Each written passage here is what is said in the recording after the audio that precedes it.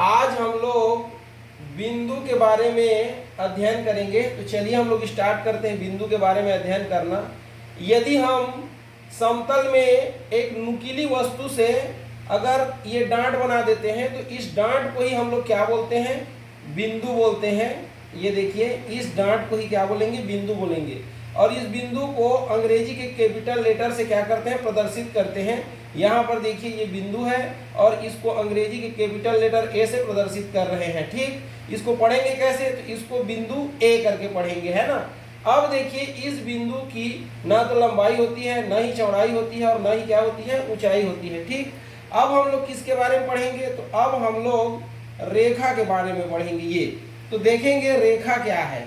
तो दो बिंदुओं के बीच सीधी रास्ता है कि नहीं है, जो दोनों दिशाओं में क्या करता है, आगे बढ़ता है, उसको हम लोग क्या बोलते हैं, रेखा बोलते हैं। ये देखिए, ये जैसे कि समतल में दो बिंदु है और इसके बीच की सीधी रास्ता, ये जो इधर भी आगे बढ़ेगा और इधर भी आगे बढ़ेगा, ये इसको हम लोग क्या बोलेंगे, रेखा बोलेंगे। ये देखिए क्या बोलते हैं, रेखा बोलते हैं। ये बिंदु ए है और ये बिंदु बी है। तो बिंदु ए और बिंदु बी को मिलाने वाली ये क्या है, सीधी रास्ता है कि नहीं, जो दोनों ही दिशाओं में, ये देखिए आपके दाईं ओर और ये बाईं ओर, दोनों ही दिशाओं में क्या हो रहा है, आगे बढ़ रहा है। तो इसको क्या बोलेंगे, हम लोग रेखा बोलेंगे। और रेखा के दोनों ओर क्या लगा रहता है, तो एरो का निशान लगा रहता है। इसको लिखते कैसे हैं, तो ये देखिए ए बी और इसके ऊपर में ऐसा निशान लगा देते हैं। इसको पढ़ते कैसे हैं, रेखा ए बी करके पढ़ते हैं। ठीक, अब हम लोग किसके बारे में पढ़ेंगे, तो अब हम लोग रेखा खंड के बारे में पढ़ेंगे। ये देखिए रेखा खंड के बारे में। ठीक, तो यदि समतल में दो बिंदुओं के बीच की सीधी दूरी को अगर देखें हम लोग, ये देखिए ये दो बिंदुओं के बीच की केवल दूरी को देखें तो इसको हम लोग क्या बोलेंगे, रेखा खंड बोलेंगे। ये देखिए ए और बी, मान लेते हैं ये ए बिंदु है और ये बी बिंदु है।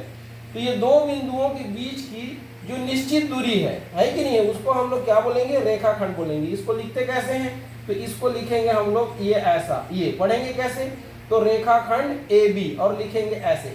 अब देखिए जैसे कि हमारे पास समतल में दो बिंदु है, ये बिंदु ए और बिंदु बी, इसको हम लोग सीधा सीधा ये मिला दिए, है कि नहीं है। तो अब क्या करते हैं, ये एक बिंदु को, ये सीधी रास्ता को आगे बढ़ा देते हैं ऐसे और एक साइड एरो लगा देते हैं। और एक साइड को देखिए, तो एक साइड फिक्स है, तो इसको हम लोग क्या बोलेंगे, तो इसको बोलेंगे किरण। क्या बोलेंगे, किरण। और इसको कैसे प्रदर्शित करेंगे, तो ये इस प्रकार से इसको प्रदर्शित करेंगे। पढ़ेंगे क्या इसको, किरण ए बी करके। तो किरण में देखिए एक साइड इसका फिक्स है और एक साइड केवल क्या हो रहा है, आगे बढ़ रहा है। तो इस प्रकार से हम लोग आज देखिए बिंदु को देखे, इसके बाद रेखाखंड को देखे, फिर रेखा को देखे और किसको देखे, किरण को देखे। ठीक, तो ये चार जो बिंदु है इसके बारे में आज हमने क्या किया, अध्ययन किया। इसके बाद हम लोग रेखा के प्रकार के बारे में पढ़ेंगे। ठीक, अब हम लोग रेखा के प्रकार के बारे में देखेंगे। तो यहाँ पर रेखाएं कितने प्रकार की हैं, तीन प्रकार की हैं। जैसे पहला है समांतर रेखाएं, ये देखिए क्या है, समांतर रेखाएं। ये तो समांतर रेखा क्या होगा, देखिए ये देखिए ये एक रेखा है, ये एल मान लेते हैं, और ये एक दूसरी रेखा है, मान लेते हैं क्या, एम। तो यदि ये दोनों रेखाओं के बीच की जो दूरी है, ये देखिए इसके बीच की क्या है, दूरी है, ये हमेशा कैसा रहे, एक जैसा रहे, ये कांस्टेंट रहे, एक समान रहे, तो ये दोनों रेखाएं क्या कहलाएंगी, समांतर रेखा कहलाएंगी। ठीक है, ये देखिए ये रेखा एल है और ये रेखा एम है। यदि दोनों रेखा के बीच की जो दूरी है वो हमेशा कैसा रहे, कांस्टेंट रहे, एक जैसा रहे। जैसे कि मान लो ये दोनों के बीच की दूरी 3 सेंटीमीटर है, तो यहाँ भी 3 रहेगी, यहाँ भी 3 रहेगी, यहाँ भी 3 सेंटीमीटर रहेगी, यहाँ भी 3 और यहाँ भी 3। अगर आगे बढ़ाते हैं पर भी से दोनों के बीच की दूरी हमेशा 3 सेंटीमीटर ही रहेगी, और अगर पीछे हटाते हैं पर भी से इसकी बीच की दूरी हमेशा 3 सेंटीमीटर ही रहेगी। इस स्थिति में दोनों रेखा क्या कहलाएगी, समानांतर कहलाएगी। तो लिखेंगे कैसे, तो एल समानांतर एम, ऐसे लिखेंगे।